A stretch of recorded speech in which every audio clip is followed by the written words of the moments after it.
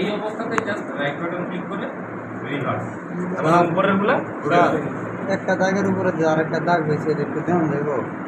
তুমি তো চেক করলেই পারবা। এই যে করছি না, তোমার যদি শিওর হইতে হয় একটা যে কোনো একটা ডিলেট দাও আছে, তারপরও আমার ডাবল আছে, চেক করার বুদ্ধিটাও এখনো মাথায় আসে আধা। রিভার্সের ব্যাপারটা বোঝা গেছে মাথায়? রিভার্স বুঝছি। এখন আমি সবগুলো সিলেক্ট করলাম, এখন আবার নতুন করে টান দিয়ে কিন্তু সিলেক্ট করলাম, তাতে উপরেরগুলো নিচেরগুলো সবগুলোই ধরা হয়েছে। এই যে টুলপাত লেখাটা আছে না, এই টুলপাতে ক্লিক করলে এই সারফেসটা আসে।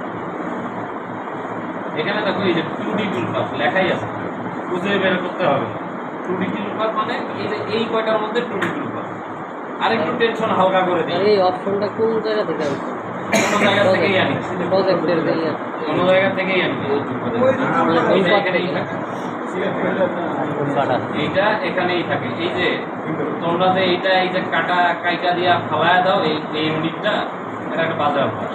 যাই হোক, ওইটা আবার ফেরত আনতে গেলে যে উইন্ডো লেআউট স্ট্যান্ডার্ড, এই লেআউটে এটা অটোমেটিক থাকে। ঠিক আছে, আমি টুলপাত করবো এই ভেক্টরগুলোর মধ্যে, এই ভেক্টরগুলো ধরছি, তারপরে টুলপাতে ক্লিক করছি। এই যে তারপরে এগুলো আসছে 2D টুলপাতের ইউনিট এটা, 3D টুলপাতের ইউনিট এটা। একটু টেনশন হালকা করি। 2D টুলপাত আমাদের সর্বোচ্চ লাগে 1 2 3 4টা। এতগুলো অপশন দেখে আবার ভয় পাই না, এতগুলোর কাজ আমাদের নাই। আমি নিজেই জানি না, তোমাদেরকে জানাবো। ঠিক আছে, আমরা কাজ করবো মোটের উপরে 4টা, তো একটা বুঝলেই কিন্তু 4টা বোঝা একই ব্যাপার। ঠিক আছে, অর্থাৎ টেনশন নেওয়ার কিছু নেই, টুলপাত মামুলি ব্যাপার। এই যে এখানে দেখো পয়েন্টারটা ধরলে দেখায় ক্রিয়েট প্রোফাইল টুলপাত। প্রোফাইল কথাটা তো বুঝতেছো না, আচ্ছা এটা মাথায় রাখো, এখানে প্রোফাইল কথাটা ছিল। এইটার মধ্যে ধরো দেখো কি দেখাচ্ছে, ক্রিয়েট ফ্লোটিং টুলপাত। এটা তো বুঝছি, তার মানে ফ্লোটিং এর ইউনিটে গেলে আমরা এখানে যাব, এটা বুঝছি না। এইটা ক্রিয়েট এরিয়া ক্লিয়ারেন্স টুলপাত, আমরা বাংলায় বলি জমি। এরিয়া ক্লিয়ারেন্স বলছে, আমি কিন্তু আন্দাজ করে এটা জমিনই ধরবো। কেন? এরিয়া ক্লিয়ার বলতে আমরা কি বুঝি?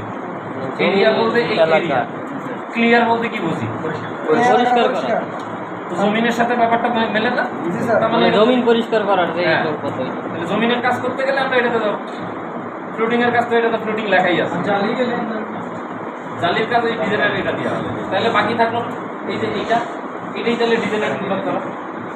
আরেকটা রয়েছে তো ওইটা পরে, ওইটা বছরে 1 দিন 2 দিন আসবে এটার কাজ, ওইটা হালকাভাবে দেখা হবে। এটা সম্পূর্ণ 2-3 মিনিটের ব্যাপার। তাহলে ডিজাইনার টুলপাত করবো এইখানে গেলাম। যে কোনো কাজ একেবারে নির্ভুলভাবে করতে হলে কাজটা গোড়া থেকে দেখতে হয়। তোমরা ডিজাইন না, চোখের কাছে যেটা পাও ওইটাই বানাইতে শুরু করো। বারবার করে কথাটা বলি না, গোড়া থেকে কাজটা করো। এখানে অনেকগুলো অপশন আছে, হুট করে কি আমরা এখান থেকে কাজ শুরু করবো? শুরু থেকে আসতে হবে না। এই অভ্যাসটা খালি এই কাজের বেলায় না, জীবনের প্রত্যেকটা ক্ষেত্রে রাখবা, সুবিধায় থাকবা। সবসময় গোড়া থেকে শুরু করবো, তাইলে দেখবা যে তোমার টেনশন ফ্রি হয়ে যাবে সারা জীবনের জন্য। একদম প্রথম অপশনে আসো, এখানে দেখতেছি অপশন আছে, তার সাথে তীর চিহ্ন আছে। এটা তো কমন সেন্স, তীর চিহ্ন যেহেতু আছে ভিতরে আরো অপশন আছে। এখানেও তীর চিহ্ন যেহেতু আছে ভিতরে আরো কিছু আছে। প্রথম আমাদের এই দুইটার মধ্যে এটা আগে, এখন এখানে গেলাম, 3টা অপশন আছে, অ্যালং, ইনসাইড, আউটসাইড। আচ্ছা, ইনসাইড আর আউটসাইড তো আমরা বুঝি, ভিতরে এবং বাহিরে। অ্যালংটা বোঝা যাচ্ছে না। একটা দাগে ইনসাইড যদি এটা হয়, আউটসাইড যদি এটা হয়, তাহলে অ্যালং এটা, মাঝখানে দাগে যেটা চলবে সেটা অ্যালং। মানে মিডল যেটা, হ্যাঁ, দাগে যেটা চলবে সেটা অ্যালং। আমরা যে ভেক্টরগুলোতে বিট চালাবো, কোথায় চালাবো? দাগে চলবে। তার মানে বোঝা গেল যে এখানে আমার অ্যালংয়ে চলবে। ঠিক আছে তো? এরপরে এখানে অপশন দেখতেছি সিলেক্টেড ভেক্টর আছে। আমার তো ভেক্টর সিলেক্ট করা আছে, এই জন্য এটা ইন্ডিকেট করা আছে সিলেক্টেড ভেক্টর। এটাতে আমার নতুন করে ক্লিক করার দরকার নেই, ভেক্টর সিলেক্ট করাই আছে, অটোমেটিক এটা সিলেক্টেড হয়েই আছে, সিলেক্টেড ভেক্টর। তাহলে এই ইউনিটটা আমাদের গেল। ভেক্টর যদি সিলেক্ট না থাকে, এখানে এখন কিসের ভিত্তিতে সে কিসের মধ্যে টুলপাত করবে?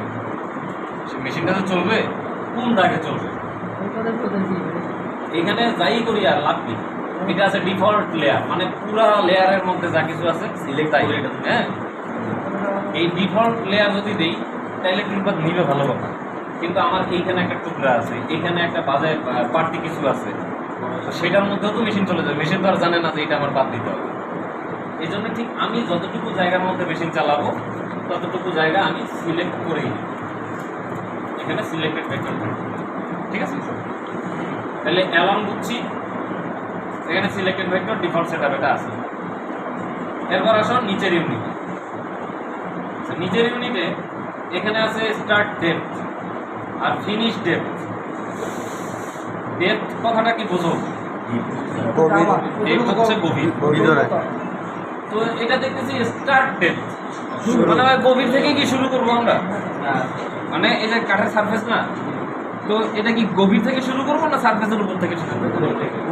তার মানে ডেপথ থেকে যেহেতু শুরু করবো না, এখানে আমাদের কোনো কাজ নেই। এখানে কথা বুঝানিও কিন্তু না বুঝতে পারলে, এখন আমার মাথা প্রচুর ঠান্ডা আছে, এখন আমি কিন্তু 10 বার বলতে পারবো। মাথা যখন গরম হয় তখন এটা করলে মাথা আরো গরম হয়। স্টার্ট রেট তো স্যার তাহলে 0 মিলিমিটার। হ্যাঁ, এই যে 0 আছে, আমার এখানে কিচ্ছু করার দরকার নেই। ফিনিশ ডেপথ, ফিনিশ ডেপথ কথাটার মানে কি? মানে যেইখানে কাজ শেষ এটা কত দূর পর্যন্ত তলাবে, কত দূরে ফিনিশ হবে। তাহলে আমার তো এইটা আমার নির্দিষ্ট একটা ডিপ আছে। এইটার বেলায় আমি প্রত্যেকটা বিট আমি এখানে মনে করি যে ফিনিশ ডেপথ যদি দিই 5 বা 6 বা 7, 5 দিলাম মনে করি, তার মানে বিটটা আমার 5 মিলি তলাবে আর তলাবে, ঠিক আছে। ফিনিশ ডেপথ আর টলারেন্স, এটা ডিফল্ট সেটআপ। টলারেন্স এটা সারা জীবন একই রকম থাকবে, 0.025। এইটা টলারেন্স কথাটা যত জায়গায় থাকবে এই সংখ্যাটাই থাকবে। এই সংখ্যাটা মুখস্থ করে রাখি, 0.025। 0.025। এটা হচ্ছে ডিফল্ট সেটআপ টলারেন্স। হ্যাঁ, আমাদের এই ইউনিটের মধ্যে হাত দিতে হয় শুধু এই যে ফিনিশ ডেপথ, বারবার প্রত্যেকবার টুলপাত করলে আমার ফিনিশ ডেপথ দিতে হবে। আমি 5 মিলি দিব, 6 মিলি আচ্ছা, কাঠ হালকা, তারপর হচ্ছে ভুট আছে। ওটা কথা তোমার যে ডিজাইনটা একটু যদি দাঁড়াইছে না 5 মিলি দিলাম পর মেশিনে তোমার যে বিট 10 মিলির বিট যদি হয়, আমি যদি ফিনিশ ডেপথ 5 দিই মোটামুটি ঠিক আছে। বিটের কোনায় কোনায় এই যে সারফেস মিলে যাবে। 10 মিলির বিটে যদি আমি 7 মিলি ফিনিশ ডেপথ দিই, তার মানে বিটটা সারফেস থেকেও আরও বেশি তলা যাবে, অনেক তলে যাবে। এটা বিটের সাইজ অনুযায়ী। হ্যাঁ, সবগুলা বিটই কিন্তু 5 মিলিতে যায় না। 22 মিলির বিট যদি হয় তখন তোমার ফিনিশ ডেপথ 7 দিলেই অ্যাকুরেট থাকে মোটামুটি। হ্যাঁ, বিট যত বড় ফিনিশ ডেপথ তত বড় হয়। আর 16 মিলির জন্য স্যার কত দিতে হবে? 5, 6, 7-এও কাজ করে, কিন্তু আমরা 5 দিয়ে রাখি, কারণ যদি আমার বাড়া কমার দরকার হয় তখন তো মেশিন থেকেই আমি বাড়া কমা করতে করে নিতে পারবো। আমি জাস্ট সবগুলোই 5 মিলি ফিনিশ ডেপথ দিয়ে আমি করে রাখি, ঠিক আছে। এটা আমার ব্যক্তিগত অভ্যাস। এখন তোমাদের যদি মনে করো যে বিটের বিট যেই মাপ